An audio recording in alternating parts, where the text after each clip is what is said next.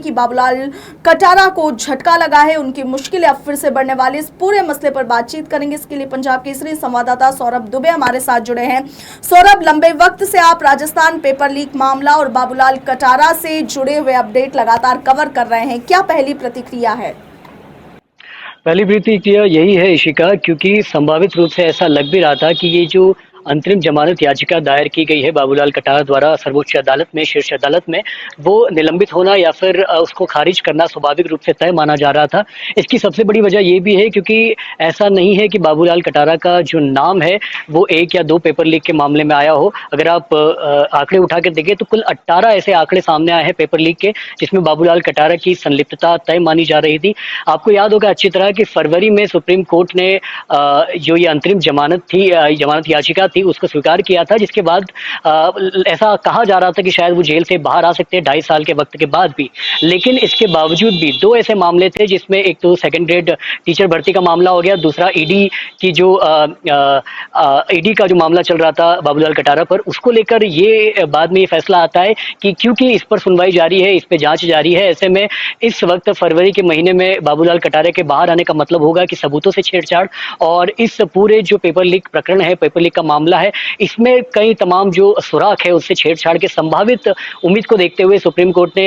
एक तरीके से उनको, वो जेल से बाहर नहीं आए थे, बस उनको स्वाभाविक रूप से ये जमानत, ये अंतरिम जमानत मिली थी उस वक्त। लेकिन उसके बाद अगली तारीख तय की जाती है 23 मार्च की, यानी कि आज की तारीख सुप्रीम कोर्ट द्वारा तय की जाती है। कुछ मेरे पास लिखित अपडेट इस वक्त हालिया मौजूद है, वो भी मैं पढ़ के आपको बताऊंगा कि इस तमाम फैसले का मायना क्या है, इसका मतलब क्या है, ये क्यों महत्वपूर्ण है ये फैसला। लेकिन एक बार फिर मैं आपको बता दूं कि जब 23 मार्च की तारीख तय की जाती है, यानी कि आज की तारीख शीर्ष अदालत द्वारा तय की जाती है, इसका मतलब ये था क्योंकि कुछ पहलुओं पर ये जांच होनी बाकी थी और कुछ ऐसे पहलुओं पर, बिंदु पर बात सरकार से सवाल के समक्ष ये पेश सुप्रीम कोर्ट करना चाह रहा था, जिसमें कुछ चीज ऐसी है कि 2.5 साल से ज्यादा का वक्त हो चुका है जब बाबूलाल कटारा जेल में है, तो आखिर ट्रायल अभी तक शुरू क्यों नहीं किया गया है या कहां तक पहुंचा है। दूसरा सबसे बड़ा मामला ये सामने उठ के आ रहा था कि चार्जशीट दाखिल की गई है या नहीं की गई है, ये भी सरकार के समक्ष एक बहुत बड़ा सवाल था। और इसके अतिरिक्त ये भी था कि इस पर तमाम स्पष्ट जानकारी की वर्तमान स्थिति ट्रायल की क्या है, कहां तक ये जांच पहुंची है, जो एसओजी की या फिर कहें कि जो भी तमाम जांच एजेंसियां, उनकी जो तफ्तीश है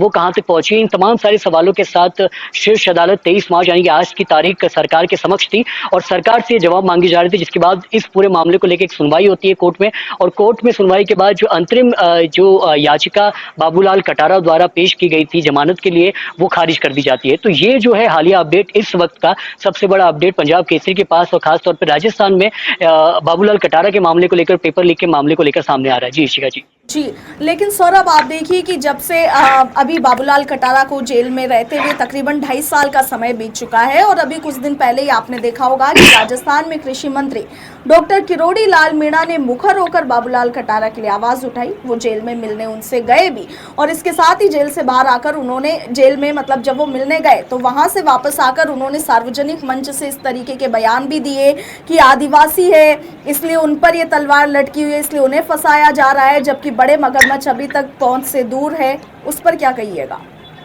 बिल्कुल, इसके मुझे लगता है कि जब मैं आम जनता के बीच में भी हूँ, तमाम जनप्रतिनिधियों के बीच में भी हूँ, तो कुल मिला के इशिका जी, इसको दो तरीके से या दो पहलुओं से इस कहानी को समझा जा सकता है। पहला पहलू है कि क्या हुआ है। देखिए, जब आपने इससे पहले भी मेरा और दीपेश कटारा जो बाबूलाल कटारा के पुत्र हैं, उनका इंटरव्यू आपने चलाया था, दर्शकों को दिखाया था, तो उसमें भी स्पष्ट रूप से ये सवाल उनसे पूछा गया था कि आखिर क्यों ये जो पेपर लीक का प्रकरण है वो प्रत्यक्ष या अप्रत्यक्ष तौर पर बाबूलाल कटारा के इर्द गिर्द ही बुना जा रहा है। तो उनका स्पष्ट जवाब दीपेश कटारा का ये कहना था कि ऐसा नहीं है कि आरपीएससी द्वारा निर्मित तमाम जो भी पेपर हैं वो बाबूलाल कटारा ही बनाते थे या फिर उनके अंतर्गत या उनके अधीन होते ही ये पेपर बनाए जाते थे। एक पूरी प्रणाली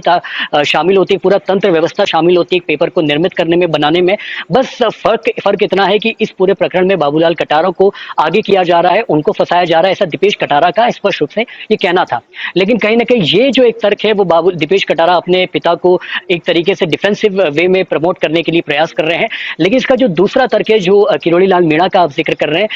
अगर आप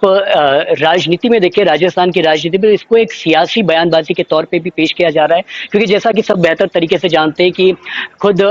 किरोड़ी लाल मीणा की जो सियासी सरजमी रही है या फिर उनकी जो जमीनी स्तर की राजनीति रही है, वो किस समाज से, किस जाति से ताल्लुकात रखते हैं और किस तरह की राजनीति में वो हस्तक्षेप करते हैं। ऐसे में ये कहा जा रहा है कि क्योंकि आदिवासी थे और इसकी वजह से उनको मोहरा बनाया जा रहा है, कहीं विपक्षी तौर पे इसको एक सियासी बयानबाजी के तौर पे भी देखा जा रहा है और आदिवासी गुट में, आदिवासी जनता में एक तरीके से इस बयानबाजी को पेश किया जा रहा है कि वो आदिवासियों के लिए सोच रहे हैं, आदिवासी जनता के लिए सोच रहे हैं। लेकिन एक बार फिर से ये बात स्वाभाविक रूप से, प्रत्यक्ष रूप से देखी भी जा रही है, क्योंकि आरपीएससी में तमाम प्रणाली है और तमाम अलग अलग लोग भी शामिल है, जिसमें खुद कुमार विश्वास की पत्नी है, उनका भी नाम शामिल सामने आया है, जिन्होंने इस्तीफा दे दिया है। इसके अलावा और भी जो आरपीएससी के अध्यक्ष है, उनका नाम भी शामिल आया है। लेकिन इस वक्त अगर वर्तमान स्थिति में आरपीएससी के इस पेपर लीक प्रकरण को आप देखें तो जिस तरीके से बाबूलाल कटारा पे गाज गिरी है और बाबूलाल कटारा के तमाम हरकतों को लेकर जो सवाल निशान खड़ा किया जा रहा है, चाहे वो मीडिया के तौर पर किया जा रहा हो, चाहे वो सरकार के तौर पर किया जा रहा है, तो कहीं ना कहीं ऐसा नजर आता है प्रत्यक्ष अप्रत्यक्ष तौर पर कि बाबूलाल कटारा को एक तरीके से रखा जा रहा है और उसके इर्द गिर्द इस पूरे मामले को बुना जा रहा है ताकि बाकी जो जांच के दायरे में आने चाहिए उनको बचाया जा सके। ऐसा दीपेश कटारा का भी स्पष्ट रूप से कहना है, ऐसा खुद किरोड़ी लाल मीणा जो मंत्री है उनका भी ये कहना है। तो कहीं ना कहीं इस बयानबाजी को न सिर्फ सियासी रूप से देखा जा रहा है बल्कि कहीं ना कहीं सदाकत के रूप से भी इसको पेश किया जा रहा है। जी इशिका जी। लेकिन सौरभ, चलिए ये तो आपने बताया आदिवासी वाला एंगल और वाकई में बहुत अच्छे तरीके से, विस्तृत तरीके से आपने इसको एक्सप्लेन किया है। मगर राजस्थान की राजनीति में जब से ये पेपर लीक के मामले सामने आए होंगे, आपने देखा होगा कि युवाओं की उम्मीदें सरकार के प्रति टूटती हुई दिखाई जरूर दी है। आपको लगता है कि बाबूलाल कटारा की जमानत याचिका, जिसे अब खारिज कर दिया गया है और सरकार भी इसी पक्ष में थी कि बाबूलाल कटारा को जमानत नहीं मिलनी चाहिए, क्या इससे एक बार फिर से युवाओं की थोड़ी बहुत उम्मीद सरकार की तरफ बंधेगी?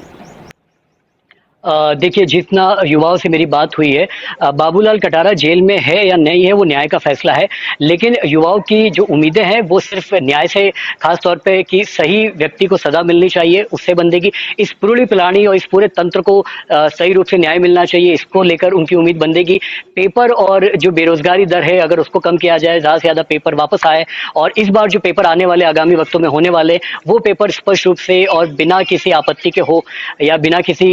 इस तरीके की इलीगल एक्टिविटीज के इन्वॉल्वमेंट के साथ हो, तो युवाओं की जो उम्मीद है वो ज्यादा बंध पाएगी, ऐसा युवाओं का कहना है। क्योंकि बाबूलाल कटारा ने जो किया उसकी सजा वो भुगत रहे होंगे और तमाम जो जांच प्रणाली के बाद उनकी सजा में इजाफा होगा या कमी आएगी, ये तो आने वाला वक्त बताएगा। लेकिन कुल मिलाकर युवाओं का ये कहना है कि अगर सिर्फ बाबूलाल कटारा इस मामले में शामिल है तो उनको न्याय दिया जाए, उनको जो भी उनके साथ इंसाफ होता है, अगर उनको सजा देनी चाहिए तो उनको सजा दी जाए। लेकिन इसके अतिरिक्त भी अगर कोई लोग इस पूरे प्रकरण में शामिल है तो उन्हें भी सजा मिलनी चाहिए, क्योंकि ये पूरी मगरमच्छों का जिक्र होता है। ये बड़ा सवाल है राजस्थान में कि वो जो बार बार बड़े मगरमच्छ अभी तक गिरफ्त से दूर है। किरोड़ी लाल मीणा कई बार कह चुके बड़े मगरमच्छों को पकड़ा नहीं है, और भी तमाम जो नेता है वो कह चुके। दीपेश कटारा ने आपके इंटरव्यू में ये कहा कि बड़े मगरमच्छ जो असली आरोपी वो अभी तक गिरफ्तारी से दूर है। बाबूलाल कटारा तो महज एक मोहरा है। जी बिल्कुल,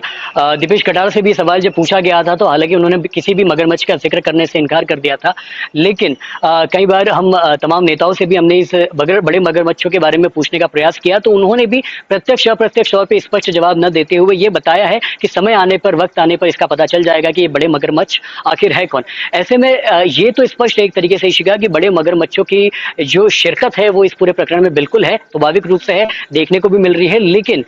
इसका जो फर्क आएगा, इस पे जो असर आएगा और खास तौर पे इन पर जो कार्रवाई होगी वो आने वाले वक्त में कब होगी, किस वक्त होगी, क्या तय समय होगा और आखिर किस तरह की कार्रवाई होगी, ये देखने वाली बात होगी। लेकिन 100 बात की एक बात यह है कि जो बड़े मगरमच्छ के इन्वॉल्वमेंट है इस पूरे प्रकरण को लेकर, उस पर सुनवाई होना, उस पर न्याय मिलना काफी ज्यादा जरूरी हो जाता है युवाओं के लिए, क्योंकि युवा अपने भविष्य को ऐसे लोगों के हाथ में नहीं रखना चाहते जिनको ना उनके भविष्य की कदर है, ना उनकी मेहनत की कदर है, और जो संघर्ष वो अभी इस वक्त झेल रहे हैं उसको सियासी रूप से नहीं बल्कि एक संघर्ष के रूप में अगर देखना स्वाभाविक रूप से अगर स्पष्ट हो तो वो काफी ज्यादा जरूरी हो जाता है। एक समय युवाओं के अंदर, उनके जहन में वो डर अभी भी बरकरार है कि क्या बाबूलाल की गिरफ्तारी के बाद से क्या ये पेपर लीक का ये पूरा प्रकरण है वो सुलझ जाएगा, या फिर अभी भी वो बड़े मगरमच्छों की शुमारियत या फिर शिरकत इस वक्त भी मौजूद है और उनको पकड़ा नहीं जा सका है, तो उनको जल्द से जल्द पकड़ा जाए। जी जी, चलिए सौरभ, बहुत बहुत शुक्रिया, तमाम जानकारी आपने साझा की।